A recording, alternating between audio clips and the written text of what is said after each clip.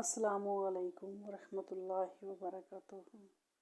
دوپہر کی دھوپ، آگ کی طرح تپتی ہوئی چٹان اور سیل کے نیچے دبی ہوئی ایک زندہ لاش۔ غلاموں کو اتنی دردناک سزا نہیں دی جاتی۔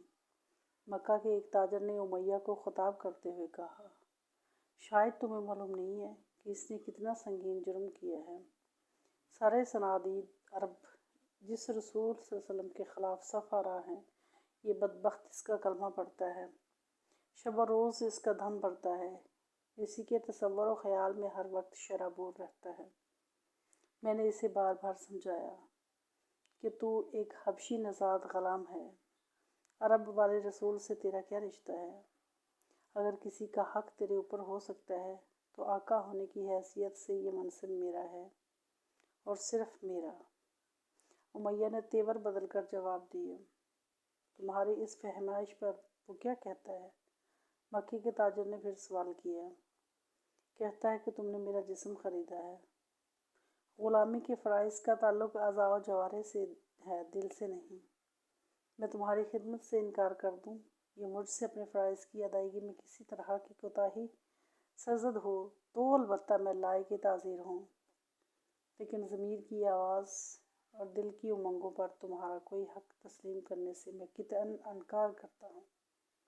کسی دلکش اور زیب ہستی کے ساتھ روح کی وابستگی کے لیے رنگ و نسل کی ہم آہنگی بالکل ضروری نہیں۔ حبشی نژاد ہونا عرب کے پیغمبر صادق پر ایمان لانے سے مانع نہیں ہے۔ امیہ نے نہایت مسخر کے ساتھ حضرت بلال رضی اللہ عنہ کا جواب نقل کیا۔ اس کی گفتگو کا تیور بتا رہا ہے کہ عرب کی رائے عامہ کے خلاف بغاوت کے بھرپور جذبے سے وہ مسلح ہو چکا ہے۔ رسول کی آواز کے سحر سے اس کی جانبر ہونا بہت مشکل۔ ایسے بے وفا سرکش کو کیفر کردار تک پہنچانے کے لیے یہ سزا بھی بہت ناکافی ہے۔ یہ کہتے ہوئے مکے کا تاجر آگے بڑھ گیا۔ پھر وہی دوپہر کا وقت تھا، آسمان سے چنگاری برس رہی تھی۔ لالا کی طرح دہتے ہوئے انگاروں پر حضرت بلال رضی اللہ عنہ کو لٹا دیا گیا۔ اوپر سے کئی من پتھر کی ایک چٹان سینے پر رکھ دی گئی تاکہ سلگتا ہوا جسم کروٹ نہ بدل سکے۔ ایک زندہ انسان کا خون جل رہا تھا، چربی پگھل رہی تھی اور مکے کے اوباش تالیاں بجا بجا کر بدمست شرابیوں کی طرح ناچ رہے تھے۔ چنگاریوں کی طرح جسم کی خاک استر اڑنے لگی، لیکن سلگنے والے کی زبان پر ظلم و ستم اور جور و استبداد کا کوئی شکوہ نہیں ہے۔ ایک سے ایک لرزا دینے والا واقعہ دنیا کی نگاہوں سے گزرا ہے، لیکن خشنودی حق کے لیے تسلیم و رضا اور صبر و ضبط کا یہ حیرت انگیز نظارہ چشم فلک نے کم ہی دیکھا ہوگا۔ تصور جانا میں آنکھیں بند تھی اور امیہ ہاتھ میں تازیانے لیے پوچھ رہا تھا، بتا کہ اب بھی تو محمد صلی اللہ علیہ وسلم کا کلمہ پڑھے گا؟ تیری ہڈی تک جل گئی، اب تو جھوٹے دین سے توبہ کر لے، بلا وجہ اپنی جان کو ہلاکت کا نشانہ مت بنا۔ آخری بار سن لے کہ اب بھی اگر تو اپنی ضد سے باز نہ آیا تو تیرے جسم کو جلا کر راکھ کر دوں گا۔ سارا عرب میرے ساتھ ہے، کوئی بھی تیری حمایت کے لیے کھڑا نہ ہوگا۔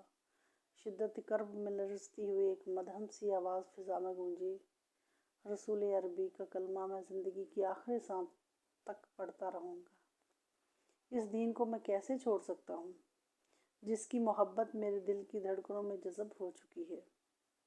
ایک حبشی غلام اس سے بڑھ کر اور کیا معراج ہوگی کہ اس کے جسم کی جلی ہوئی راکھ رسول عربی صلی اللہ علیہ وسلم کے قدموں کا بوسہ لے لے۔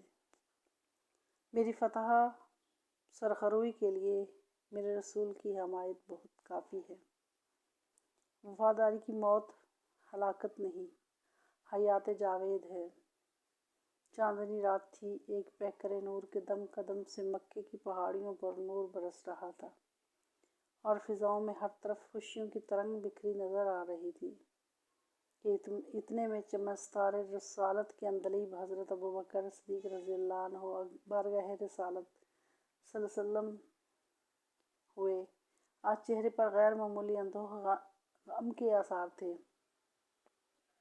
حضور نبی رحمت صلی اللہ علیہ وسلم نے نظر اٹھاتے ہی دریافت فرمایا، ابوبکر، آج تمہارے چہرے پر دل کے گہرے زخم کے آثار واضح طور پر نظر آ رہے ہیں۔ خیریت تو ہے؟ ڈباتی ہوئی آنکھوں کے ساتھ عرض کیا، یا رسول اللہ، اب حضرت بلال کی تکلیف نہیں دیکھی جاتی۔ آج دوپہر کو ظلم و شقاوت کا ایک دلگداز منظر دیکھ کر آنکھوں سے خون ٹپک پڑا۔ ظالم نے دہکتی ہوئی آگ پر ننگی پیٹھ انہیں سلا دیا تھا۔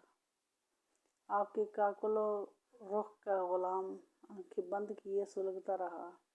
اف کرنا تو بڑی بات ہے، جان نثار نے کروٹ بھی نہیں بدلی۔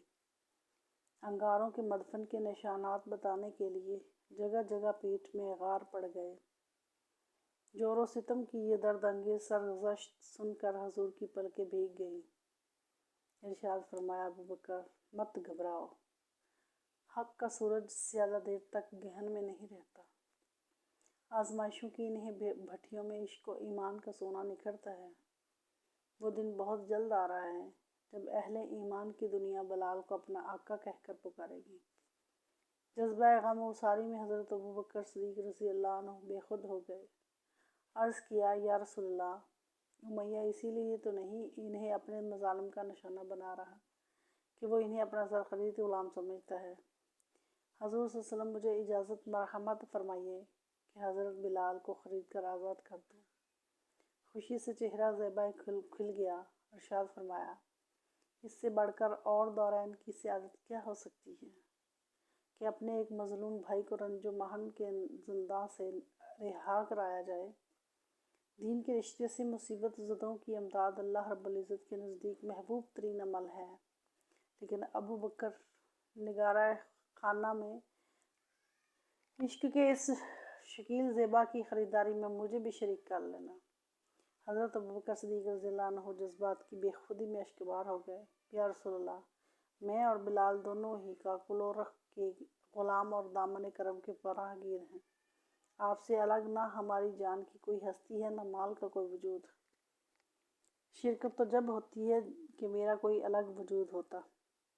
جب سب کچھ حضور ہی کا ہے تو اب شرکت کا سوال ہی کیا رہ جاتا ہے۔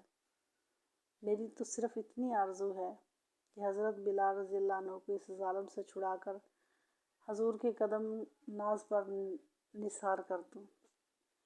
دوسرے دن حضرت ابو بکر صدیق رضی اللہ عنہ بن امیہ سے کہہ رہے تھے، میں تمہارے حبشی غلام کو خریدنا چاہتا ہوں، اگر تم احسار کر سکو تو میرے ہاتھ پر فروخت کر دو۔ امیہ نے کہا، اگرچہ میں ضرورت مند ہوں لیکن تمہاری بات نہیں کروں گا، خریدنا ہے تو مناسب قیمت طے کر لو۔ حضرت ابو بکر صدیق رضی اللہ عنہ نے فرمایا، میں تمہاری منہ مانگی مدد قیمت دینے کو تیار ہوں۔ اور پھر جیسے ہی اس نے زبان ہلائی، حضرت ابو بکر رضی اللہ عنہ نے بلا پیش و پش قیمت منہ میں ادا کر دی۔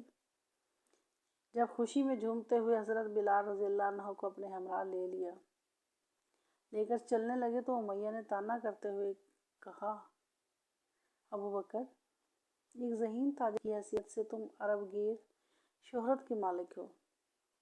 تمہارے متعلق مشہور ہے کہ مال پرکھنے اور قیمت لگانے میں تمہارا اب تک کوئی حریف نہیں پیدا ہو سکا، لیکن مجھے سخت تعجب ہے کہ آج بلال کی خریداری میں مات کھا گئے۔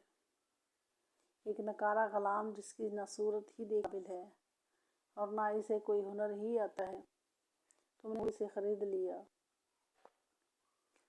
اتنا بڑا غبی عقل ہے وہ کہ میں نے سخت سے سخت سزا دی ہے، لیکن رحم کی درخواست کرنے کا بھی اسے سلیقہ نہیں معلوم۔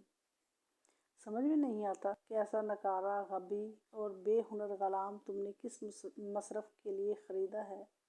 معنی خیز تبسم کے ساتھ حضرت ابو بکر صدیق رضی اللہ عنہ نے 2 لفظوں میں یہ جواب مرحمت فرمایا، خوب و ناخوب کا معیار ہر جگہ ایسا نہیں ہوتا۔ بڑی مشکل یہ ہے کہ تم جیسے عیب سمجھ رہے ہو وہ میرے نزدیک ہنر ہے۔ بلال کو سونے کے مور خرید کر بھی میں شرمندہ ہوں کہ اس کی واجبی قیمت دونوں جہاں سے زیادہ ہے۔ جس رخ زیبا کی ایک جھلک نے حضرت بلال رضی اللہ عنہ کو وارفتہ بنا دیا تھا، آج زندگی بھر کے لیے اسی کے قدموں میں پہنچ گئے تھے۔ آقائے کونین کے دامن میں انہیں 2 جہاں کا سرمدی سکون مل گیا۔ اب وہ سیاہ غلام نہیں تھے، عالم اسلام کے خوبرو آقا تھے۔ میری اور ویڈیوز دیکھنے کے لیے، سننے کے لیے چینل سبسکرائب کیجیے۔